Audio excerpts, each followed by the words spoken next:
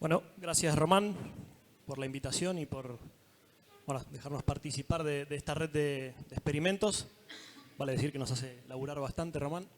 Que como mencionó a varios de los integrantes, que aquí traté de listarlos, y no olvidarnos de los asesores y miembros CREA Sur de Santa Fe que siembran los ensayos. Y algo interesante que tiene esta red, que le da mucho valor, es que es con el manejo del productor. ¿Está bien? Entonces es bastante representativo de la realidad, si uno quiere. Bien, brevemente acá, no es para que miren en detalle, pero es simplemente mostrarles de qué se compone esta red de maíz de siembra temprana y tardía. La siembra temprana consistió en 12 sitios, mientras que la tardía se sembraron 10 sitios. En la temprana estamos hablando de siembras del 14 de septiembre al 5 de noviembre, se nos fue un poquito esa última. Y en el caso de los tardíos fuimos desde el 29 de noviembre al 11 de enero, que de nuevo hay fechas que fueron más tardías que lo que quisiéramos, pero en este caso nos va a venir bien para poder discutir un poco algunos resultados vinculados a achaparramiento. Acá un poco el detalle de dónde se ubican las zonas. Esto vale decir que va a estar disponible en los informes. El de maíz temprano ya fue publicado y el de tardío será publicado en breve, así que pueden encontrar esta información y más detalle aún de cosas que no voy a mostrar que sí van a estar. ¿Qué híbridos participaron de la red? Bien, en la red de temprano, ahí está la lista, son 19 híbridos, mientras que en la red de tardío fueron 12. Detalle es que el 50% de los híbridos de la red de tardío se repiten con los de temprano. No todos son iguales, pero bueno, acá pudimos reconocer algunos que sí se repiten y bueno, es interesante para ver un poco cómo se comportan los híbridos en una situación y en otra, ¿no? Bien, esto es cortesía de Guille, uno de los asesores. ¿Qué nos encontramos al principio de la campaña? ¿Cuál era el pronóstico climático? Bueno, cuando uno miraba estos modelos predictivos que pronostican un poco cómo va a venir la campaña, más o menos estaban todos de acuerdo en que íbamos a tener un año niño. Si se fijan, hay una curva verde un poco más gruesa que marca como si fuese el modelo promedio. Nos indicaba que íbamos a tener un niño. Si miran, bueno, el puntero no anda, pero en más o menos diciembre, enero, febrero, todos indicaban que la temperatura del océano iba a estar por encima de la promedio, indicando que iba a haber más precipitaciones de lo normal. ¿Qué fue lo que ocurrió? Bueno, acá puse algunos datos de algunas localidades que representan un poco la región CREA Sur de Santa Fe. Tenemos las precipitaciones mensuales y las barras de colores indican las distintas localidades con las precipitaciones de este año, y en la línea punteada lo que pueden ver es un poco el promedio histórico para esos meses de precipitaciones. En líneas generales lo que salta a la vista es que en los meses del verano tuvimos en la mayoría de los lugares precipitaciones por encima de la media. Acá les traje un resumen que es un poco más lindo de leer, donde separo a las localidades por las subregiones que tiene la región CREA Sur de Santa Fe, con el promedio histórico de precipitaciones del año y con las precipitaciones que hubo esta campaña.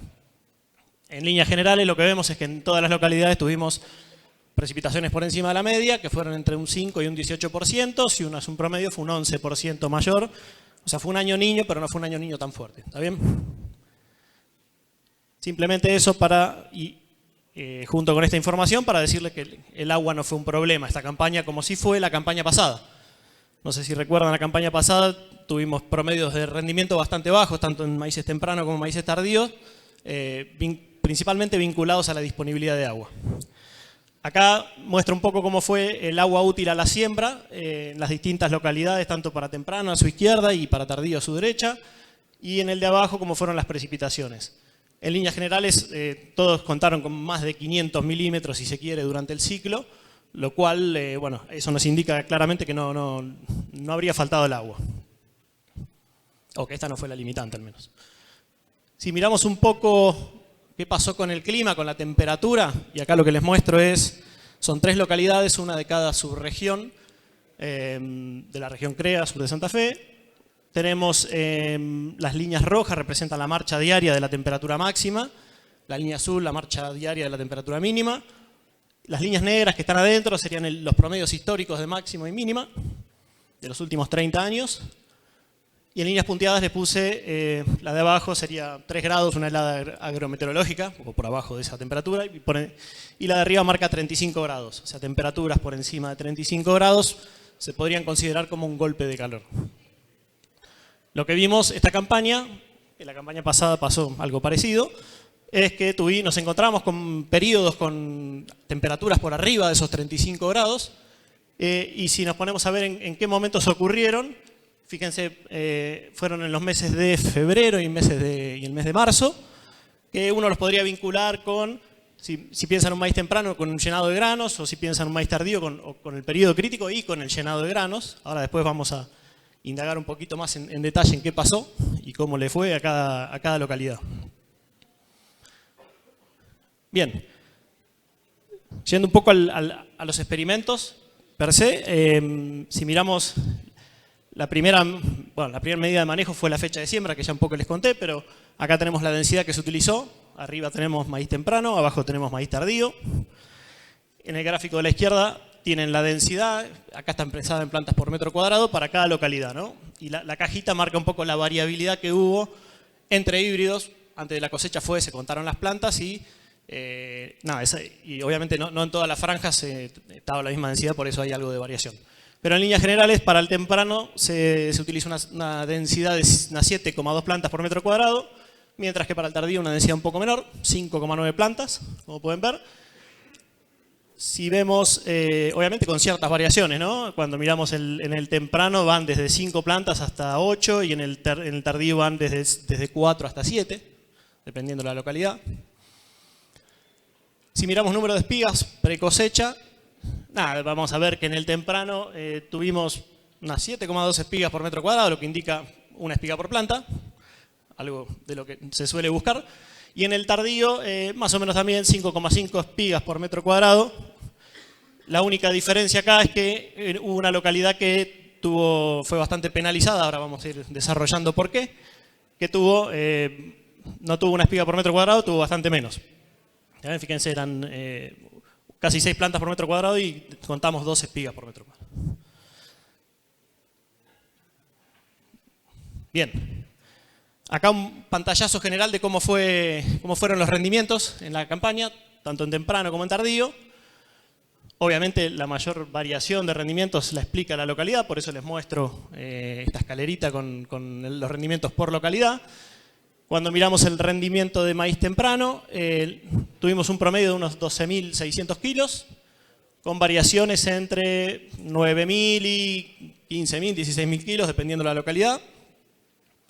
Mientras que en el tardío, obviamente, tenemos unos rendimientos un poco más bajos, 7.200 kilos, que van desde, si se fijan, el Fortín 2, que tuvo 800 kilos, tuvimos algunos problemas ahí, y hasta Teodelina, que llegó a casi 11.000 kilos.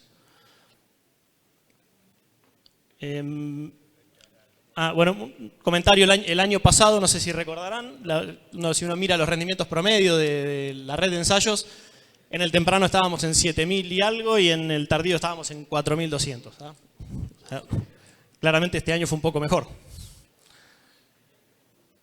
Y acá muestro, la idea no es hacer mucho hincapié en el ranking per se, sino es mostrar, acá tenemos el ranking por subregión, si les interesa, me imagino que sí, ver los rankings por localidad están en el informe, pero no quería perder mucho tiempo hablando de los híbridos, eso creo que no me corresponde a mí.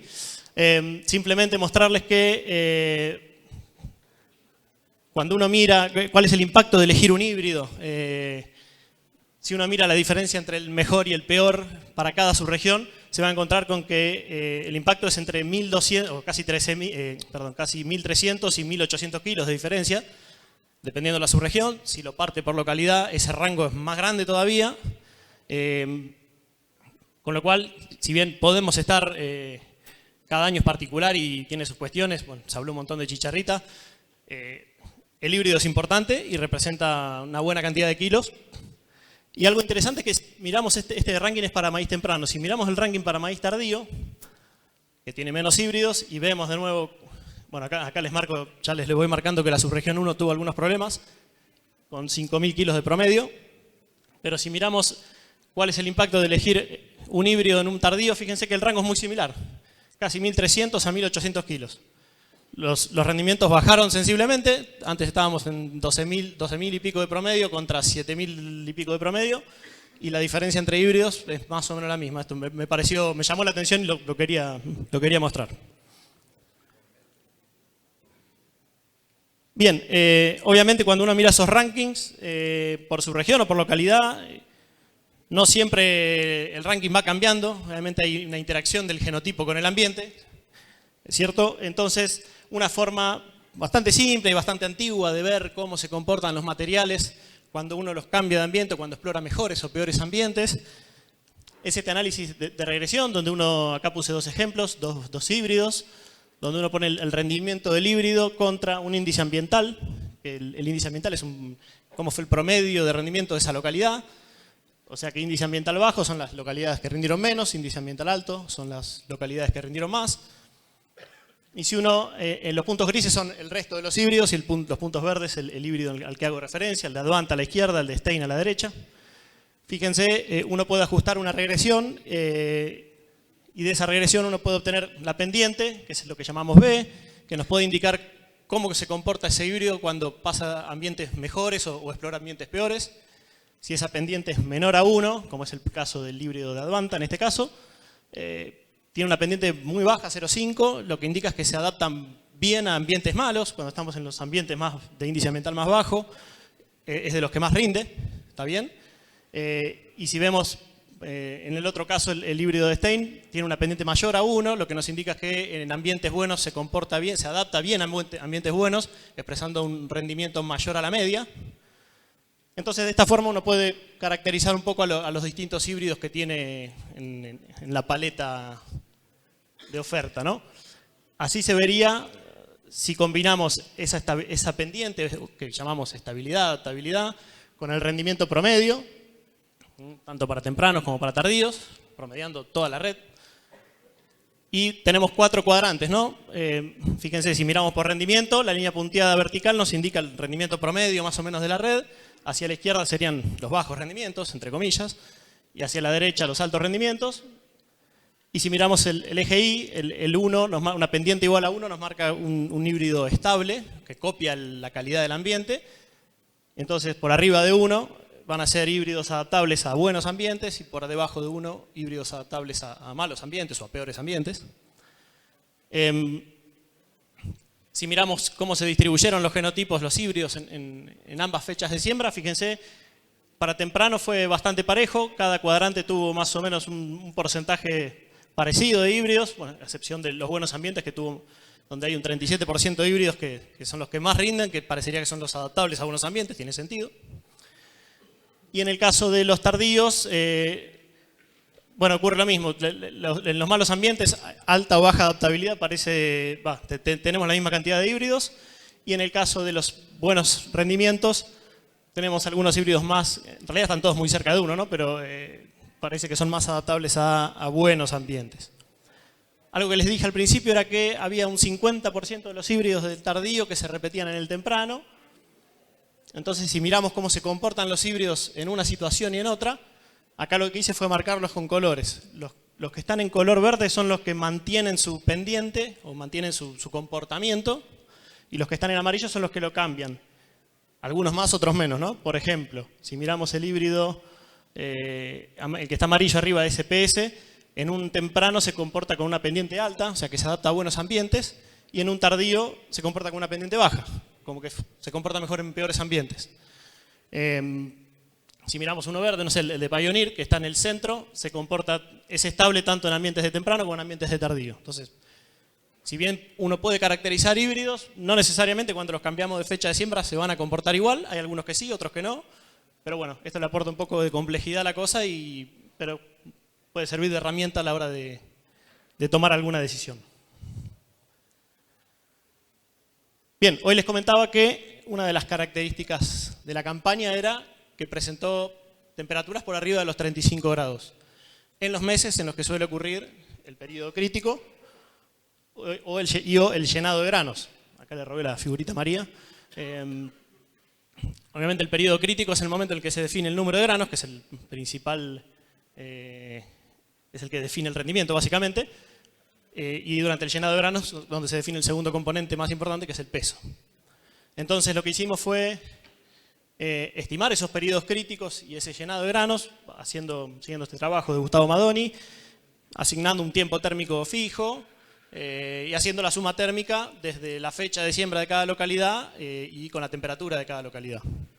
Y entonces lo que vimos fue, bueno, durante el periodo crítico, cuántos días con temperaturas altas tuvimos, más de 35 grados, y durante el llenado, cuántos días con temperaturas por arriba de los 35 grados tuvimos.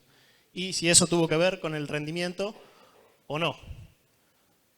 Fíjense, acá tenemos periodo crítico de maíz temprano, periodo crítico de maíz tardío. La relación entre rendimiento y esa cantidad de días con exposición a altas temperaturas. Cuando uno mira el maíz temprano, parecería que esos golpes de calor, si se quiere, esas temperaturas elevadas, no tuvieron un efecto, al menos general, muy marcado.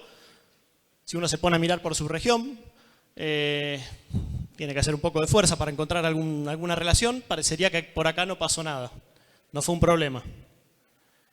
En cambio, si miramos el tardío, cuando miramos la figura general, miramos todo, también parece que no pasó nada. Ahora si nos enfocamos en la subregión 1, la que está pintada de rojo, que está más, fíjense en el mapa, la que está más al norte de la región, parecería que hubo una relación, ¿no? Más días con golpe de calor impactaron más sobre el rendimiento, rendimientos más bajos. ¿Está bien? Sin embargo, cuando miramos las otras subregiones, eso no se ve. Miren, Teodolina es el que más días con golpe de calor tuvo y fue el que más rindió. Entonces, y acá me vino muy bien la charla de esta mañana del Tino de Rossi, donde decía que hay que tener cuidado con el estado en el que están las plantas, ¿no? Nutricional y sanitario. Porque no es solamente que tengo una sola enfermedad o que me falta un nutriente, ¿no? Hay una combinación de cosas. Si yo tengo alguno de esos problemas y encima tengo algún estrés hídrico, algún estrés térmico, puedo llegar a tener impactos sobre el rendimiento, ¿está bien? Ahora, ¿qué pasa? Cuando miramos el llenado de granos, bueno, en el temprano no ocurrió nada directamente, no tuvimos casi golpes de calor. Un día en Alejo Ledesma, 4 días en Teodolina, pero sin ningún efecto claro. Cuando miramos el tardío, tampoco ocurrió. Parece que se da vuelta la relación. Ahora no se lleven el mensaje de que más golpe de calor mejor, porque no es así. Lo que vimos es que el golpe de calor en el periodo crítico es el que hizo bajar el rendimiento.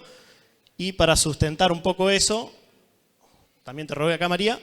Fíjense, esto es un trabajo de Juan y Ratalino con María, donde lo que hicieron fue exponer a distintos híbridos a golpes de calor, ya sea o en prefloración o en emisión de estigmas, que uno podría considerarlo el periodo crítico, o durante el llenado.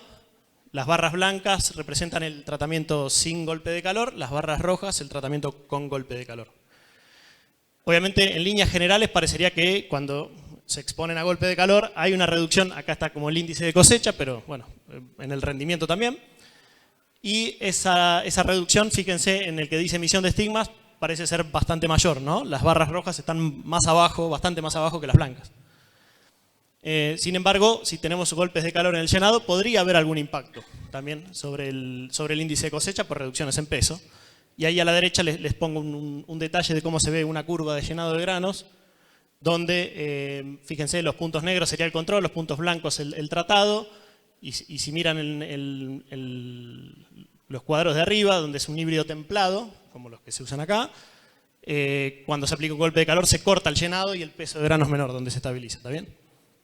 Pero bueno, todo esto para decirles que por lo que vimos antes, parecería que fue más importante lo que ocurrió en el periodo crítico que lo que ocurrió en el llenado. Bien, ¿qué otras cosas ocurrieron? Como les decía, ¿cómo era el estado sanitario de esas plantas, si se quiere? Cuando vemos el maíz temprano, no hubo incidencia de roya, básicamente. Hay algunas localidades que no se registró, pero en líneas generales no vimos nada. Cuando vimos el maíz tardío, fíjense, hubo 4 localidades que presentaron incidencia de roya, y esas 4 localidades son las que están marcadas en rojo, son las de la subregión 1 nuevamente. Y el resto, nada, no presentó síntomas de roya. Se aplicó fungicida en esas localidades, en las otras no se registra. Otra cuestión fue el tizón, y misma figura que antes. Vemos el temprano, no tuvimos problema de tizón, o al menos se controló bien. Vemos el tardío y en la subregión 1 tuvimos muchos problemas de tizón. O sea, tuvimos tizón, tuvimos roya, tuvimos golpes de calor. ¿Está bien? Eso va explicando un poco por qué nos encontramos rendimientos tan bajos ahí. Y obviamente acá abajo les pongo un ranking, si se quiere, de incidencia de tizón para esa región. Lo que sugieren las barras más grandes es que hay buena diferencia entre híbridos. Hay algunos que se comportaron mejor, otros que se comportaron peor. Y los que tuvieron más incidencia, presentaron alta incidencia en todas las localidades, ¿no? Bien, y acá pasando a la estrella del día, y debo decir que corregí la presentación durante la presentación de Tino de Rossi. Yo había puesto espiroplasma y vi que conviene poner achaparramiento porque no sabemos si lo que teníamos era espiroplasma, rayado bacteriano o lo que fuere. Así que ponemos achaparramiento. Lo que se hizo este año fue, se tomó incidencia y grado de achaparramiento, mirando síntomas en hoja en R4. Fíjense acá tenemos cómo fue esa incidencia en las distintas localidades. Nuevamente la subregión 1 fue la que presentó, todas las localidades de la subregión 1 presentaron incidencia de achaparramiento. Hubo un par de localidades que tuvieron bastante prendidas fuegos. Fíjense, 100%, no hubo ninguna variabilidad. Todos los híbridos, 100% de incidencia. Obviamente si uno promedia esto se va para abajo, 33%, pero nada, la subregión 1 estuvo muy afectada por achaparramiento. Algo, no sé, me parecía interesante, era que si uno toma dos localidades, obviamente no las que dieron 100 porque no vamos a ver ninguna diferencia, pero si tomamos dos localidades, en este caso Bustinza y San Genaro, y hacemos un ranking de híbridos, de comportamiento, si se quiere, al achaparramiento, vale la pena destacar que los rankings cambian y cambian mucho. O sea, no es que siempre, o al menos lo que vimos nosotros, ¿no? Que el que más se enferma con espiroplasma siempre es el que más se enferma en todas las localidades. No es así. Fíjense, un ejemplo, en San Genaro el que más incidencia tuvo fue el de Pioneer, y si miramos el de Pioneer en Bustinza es de los que menos tuvo incidencia. Entonces, bueno, obviamente acá hay una fuerte interacción genotipo por ambiente. En el informe no vamos a poner un ranking de incidencias para evitar problemas y porque estamos aprendiendo. Y a su vez, porque esto es síntoma en hoja, no lo miramos en espiga. Si tratamos y acá me voy a detener un poco para no generar confusión, tratamos de entender, bueno, qué nos decían esos datos, ¿no? Primero vimos la incidencia por localidad, por híbrido, eso es bastante claro. Y después lo que hicimos fue un análisis muy general, que tiene un montón de cosas detrás, o sea, no me animo a decir que es una bolsa de gato, pero más o menos, donde pusimos el rendimiento en función de la incidencia de achaparramiento, ¿no? Cada punto es un híbrido en alguna localidad, está todo junto ahí. Y en colores están las subregiones, ¿no? Que siempre están mapitas ya, que indica. Y por otro lado, el grado. Era una escala que iba de 0 a 6, que la armaron junto con María de la Paz Jiménez Pechi, que es la que está de moda con el tema. Primero, algo que cuando miramos rendimiento y grado no encontramos nada, ni cuando lo veíamos por híbrido, cuando lo veíamos en general, así que lo muestro ahí y no voy a continuar con lo de grado, pero cuando miramos incidencia y rendimiento encontramos una relación general. Y digo tenerla con pinzas porque acá pusimos todo. Hay localidades que tienen muy poca incidencia o cero incidencia, que rinden un montón como Teodelina o General Arenales, y tenemos otras localidades que rindieron 800 kilos, ¿no? Estamos mezclando localidades. Quien genera variabilidad acá es la subregión 1, claramente, son los puntos rojos.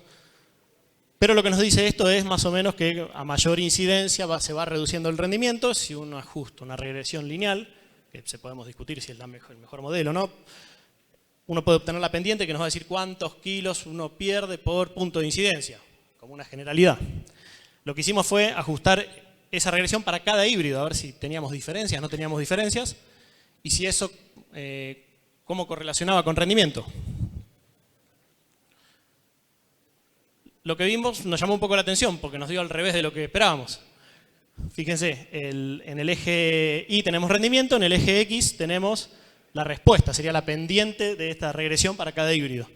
Lo que nos está diciendo es que los que más responden son los que más rinden.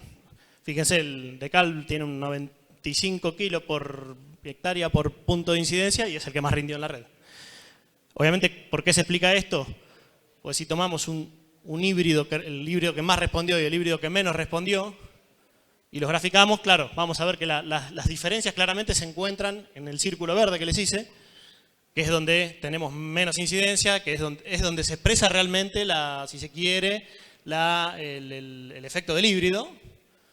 Ahí es donde está bueno sentarse y ver qué híbrido elegir. Hoy hablábamos de 1.300, 1.800 kilos por elegir bien un híbrido. Pero el otro mensaje, son bastante generales los mensajes, no me la estoy jugando.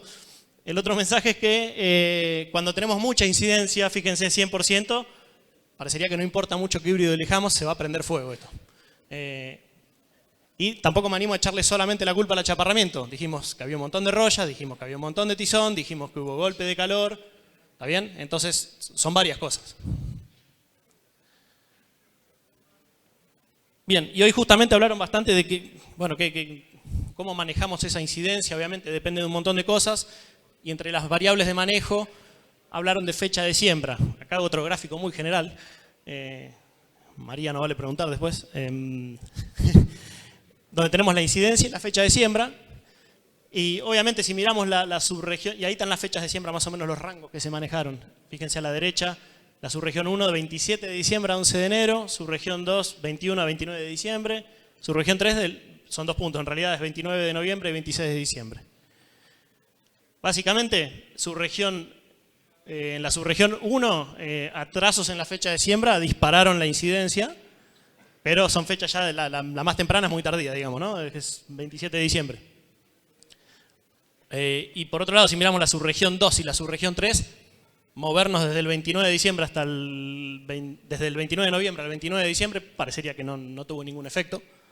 ¿Está bien? Entonces, bueno, la cosa va obviamente por subregión, por zona, y de nuevo, hay otras cosas detrás, no es solamente achaparramiento. El estado en el que está el cultivo es importantísimo. Si el cultivo viene golpeado porque tuvo golpes de calor, porque nutricionalmente no estaba bien y empiezan a aparecer enfermedades foliares temprano, bueno, nada, vamos a tener problemas más marcados al final de la campaña.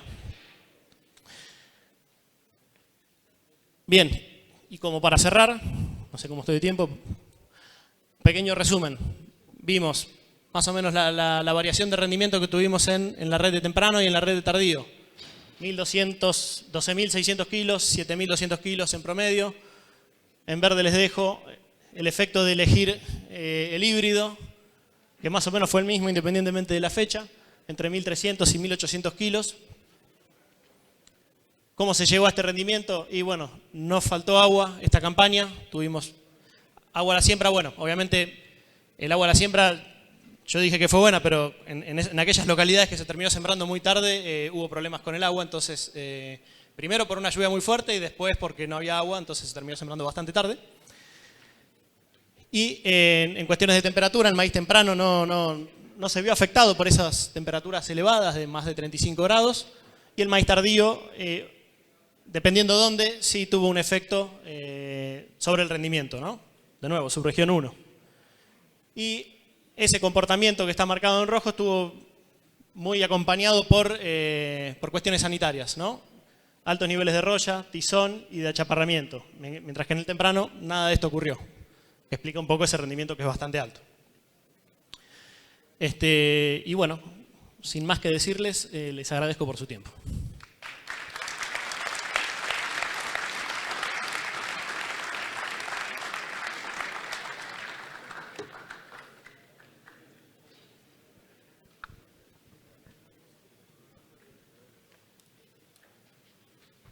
Santi, muchísimas gracias. Preguntas.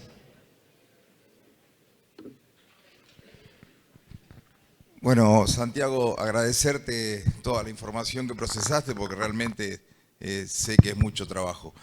En cuanto al último slide que presentaste en el resumen, ahí me parece que vos tenés que tener en cuenta, viste que vos decís que la diferencia de kilos es muy parecida entre el temprano y el tardío. Lo importante ahí es verlo porcentualmente cuánto es.